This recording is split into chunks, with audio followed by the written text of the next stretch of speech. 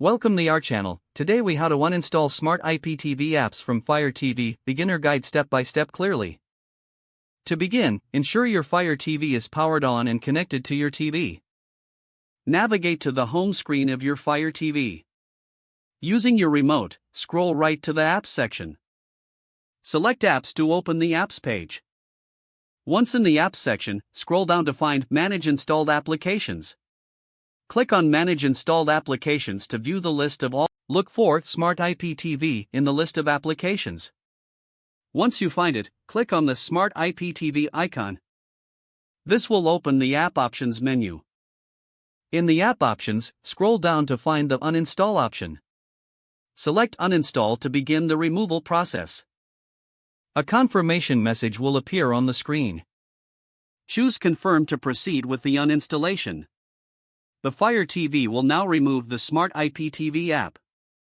Once the process is complete, you will receive a notification indicating that the app has been uninstalled. To return to the home screen, click the Home button on your remote. You have successfully uninstalled the Smart IPTV app from your Fire TV. If the page does not load, refresh the browser or try again in a private or incognito window. Make sure you are using the correct email address, then retype it carefully to avoid small typos.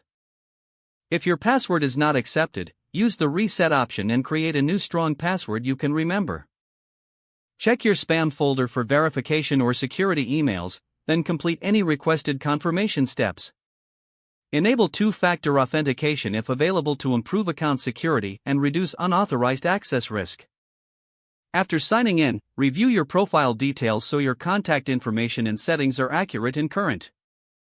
If you see an error message, note it down and try again after restarting your device and internet connection. Log out when you finish, especially on shared devices, to keep your account and payment information secure. If the page does not load, refresh the browser or try again in a private or incognito window. Make sure you are using the correct email address, then retype it carefully to avoid small typos. If your password is not accepted, use the reset option and create a new strong password you can remember. Check your spam folder for verification or security emails, then complete any requested confirmation steps. Don't forget to like this video and subscribe to our channel for more step-by-step tech guides.